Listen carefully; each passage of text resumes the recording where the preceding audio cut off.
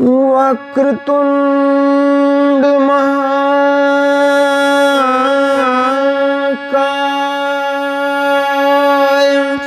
सूर्यकोटि समप्रभा निर्विघ्नं कुरु मे देव सर्वकार्येषु सर्वदा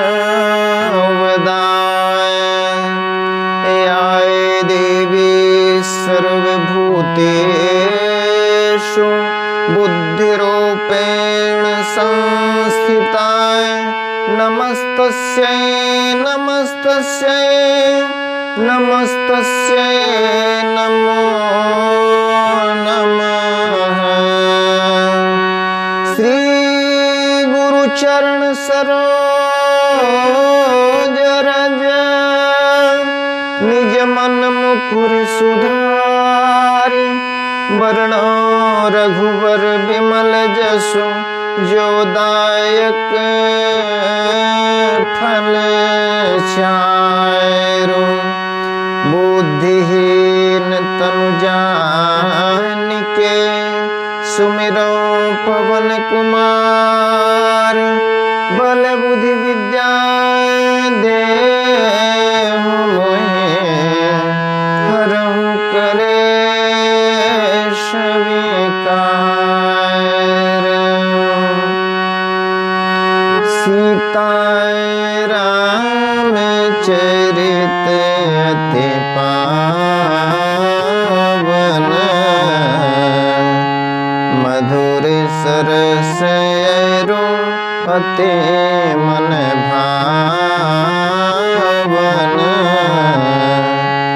पुनि पुनि कीर्तन सुने सुनाए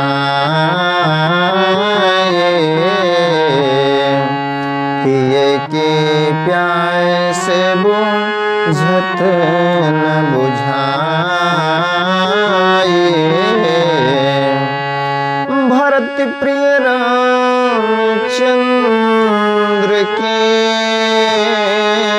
जय उमापति महादेव के जय पवन सुत हनुमान के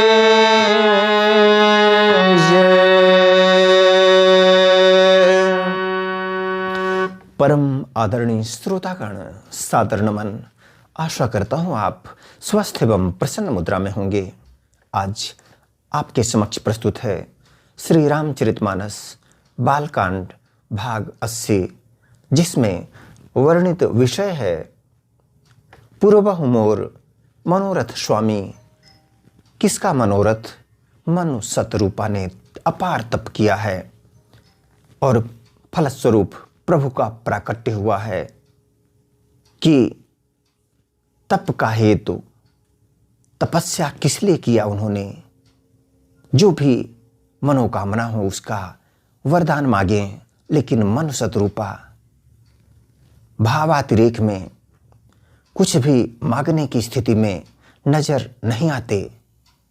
कितना अनुपम दृश्य है, कैसा धर्म संकट है। आइए चलते हैं इस पावन प्रसंग की ओर।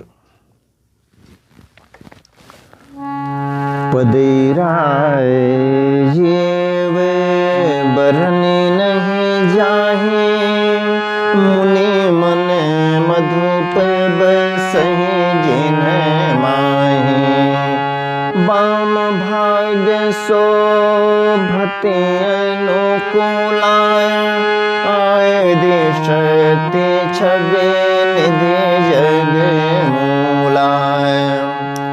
जिनमें मुनियों के मन रूपी भंवरे बसते हैं, भगवान के उन चरण कमलों का तो वर्णन ही नहीं किया जा सकता। भगवान के बाएं भाग में सदा अनुकूल रहने वाली शोभा की राशि, जगत की मूल कारण रूपा आदिशक्ति श्री जानकी जी सुशोभित हैं।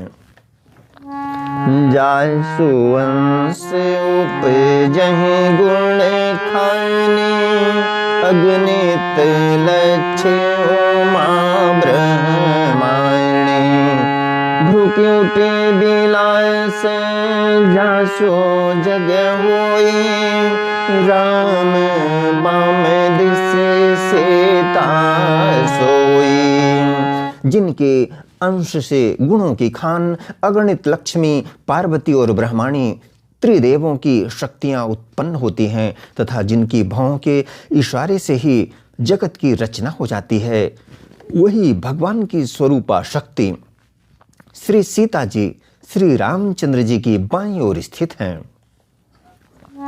26 समुद्र हरि रूप बिलोकी, एकटक रहे नयन पट रोकी। चितवहि सादर रूप अनुपा, तृप्ति न मानहि मनु सत रूपा। शोभा के समुद्र श्री हरि के रूप को देखकर मनुष्यत रूपा नेत्रों के पट अर्थात पलकें रोके हुए एकटक स्तब्ध रह गए। उस अनुपम रूप को वे आदर सहित देख रहे थे और देखते देखते अघाते ही न थे।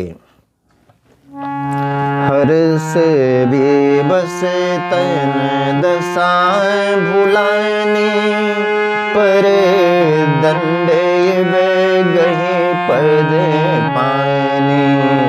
सिर पर से प्रभु निज कर कंजाए, तुरत उठाए करुणा पुंजाए। आनंद के अधिक वश में हो जाने के कारण उन्हें अपने देह की सुधि भूल गई। वे हाथों से भगवान के चरण पकड़कर दंड की तरह सीधे भूमि पर गिर पड़े। कृपा की राशि प्रभु ने अपने कर कमलों से उनके मस्तकों का स्पर्श किया और उन्हें तुरंत ही उठा लिया। बोले कृपाए निधान पुण्य, अति प्रसन्न मोहि जानि रामा। मांगहु बर जोई भाव मने, महादानि अनुमान रामा। फिर कृपा निधान भगवान बोले, मुझे अत्यंत प्रसन्न जानकर और बड़ा भारी दानी मानकर जो मन को भाए वही वर मांग लो। सुनि प्रभु वचन, जोरे जोग पाने। धरि धीरज बोले मृदो वाणी, नाथ देखी पद कमल तुम्हारे। अब पूरे सब काम हमारे। प्रभु के वचन सुनकर दोनों हाथ जोड़कर और धीरज धरकर राजा ने कोमल वाणी कही। क्या कहा? हे नाथ, आपके चरण कमलों को देखकर अब हमारी सारी मनोकामनाएं पूरी हो गई हैं। एक लाल सा बड़ी और माही, सुगम अगम कहे जात सोनाही। तुम ही देते अति सुगम गोसाई, अगम लागे मोहि निज कृपनाई। फिर भी मन में एक बड़ी लालसा है, उसका पूरा होना सहज भी है और अत्यंत कठिन भी। इसी से उसे कहते नहीं बनता। हे स्वामी, आपके लिए तो उसका पूरा करना बहुत सहज है, पर मुझे अपनी कृपणता दीनता के कारण वह अत्यंत कठिन मालूम होता है। यथा दरिद्र बेबुध तरो पाए, बहु संपत्ति मांगत सको चाहे। तासु प्रभाव जान नहीं सोए, तथा हृदय में संशय होए। तासु प्रभाव जान नहीं सोई, तथा हृदय में संशय होए। जैसे कोई दरिद्र कल्प वृक्ष को पाकर भी अधिक द्रव्य मांगने में संकोच करता है क्योंकि वह उसके प्रभाव को नहीं जानता, वैसे ही मेरे हृदय में संशय हो रहा है। सो तुम जाए न अंतरयामी, पूर्वहु मोर मनोरथ स्वामी। सकुच बिहाय मागु नृप मोहि, मोरे नहीं दे कछु तोहि। हे स्वामी, आप अंतर्यामी हैं, इसलिए उसे जानते ही हैं, मेरा वह मनोरथ पूरा कीजिए। भगवान ने कहा, हे राजन, संकोच छोड़कर मुझसे मांगो, तुम्हें न दे सकूं ऐसा मेरे पास कुछ भी नहीं है। दायिनी शिरोमणि कृपा निधि, नाथ कहूं सत्य भाव रामा। चाहूं तुम्हि समान सुत, प्रभु सन कवन दुराऊ रामा।